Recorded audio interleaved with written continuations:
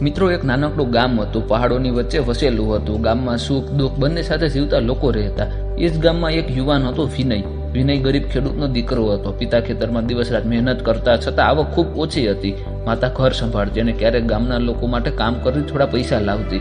વિનયનું મન ભણવામાં ખૂબ જ હતું, પરંતુ પરિસ્થિતિઓ તેની સામે ઊભી હતી. દરરોજ સવારે વિનય ખેતરમાં પિતાની મદદ કરી પછી સ્કૂલે જતો. મિત્રો પાસે નવા કપડાં, પુસ્તકો અને સુખ સુવિધાઓ હતી, જ્યારે વિનય પાસે ફાટેલા જૂતા અને જૂનું બેગ. ઘણા બાળકો તેને જોઈને હસતા મજાક ઉડાડતા. એક દિવસ એક મિત્રએ કહ્યું, વિનય, તું આટલી મહેનત કરીને શું કરીશ? આપણા જેવા ગરીબ માણસ ક્યારેય આગળ નથી વધતા. આ શબ્દ વિનયને દિલમાં ઉતર્યા, પરંતુ તેને હાર ના માની. એ રાત્રે તેને પોતાની માતાને પૂછ્યું, માં, શું ગરીબ માણસોના સપના જ રહી જાય છે?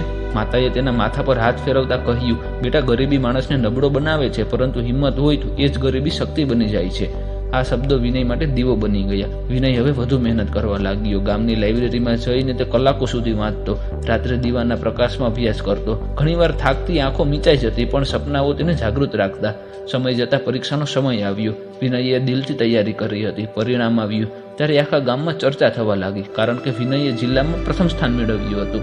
ગામના લોકો આશ્ચર્યમાં પડી ગયા. જે લોકો કાલ સુધી તેને ગરીબ કહીને મજાક બનાવતા, એ જ હવે પ્રશંસા કરવા લાગ્યા. વિનયના શિક્ષકે કહ્યું, તારા જેવા વિદ્યાર્થીઓ જ સમાજનું ભવિષ્ય છે. સરકારે તેને સ્કોલરશીપ આપી. હવે વિનય શહેરમાં આગળ અભ્યાસ કરવા ગયો. ત્યાં જીવન સરળ ના હતું. શહેરમાં સ્પર્ધા વધારે હતી. વિદ્યાર્થીઓ અમીર હતા, અંગ્રેજી સારી બોલતા અને આત્મવિશ્વાસથી ભરેલા હતા.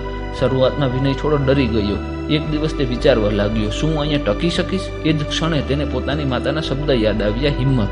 તે ફરી મહેનતમાં લાગી ગયો. ધીમે ધીમે એનો આત્મવિશ્વાસ વધવા લાગ્યો. શિક્ષકો પણ તેની મહેનતથી ખુશ હતા. વર્ષો પછી વિનય એક સફળ અધિકારી બન્યો. તેને મોટું પદ મેળવ્યું, પણ તેનો સ્વભાવ બદલાયો નહીં. તે હંમેશા પોતાના ગામને જ યાદ કરતો.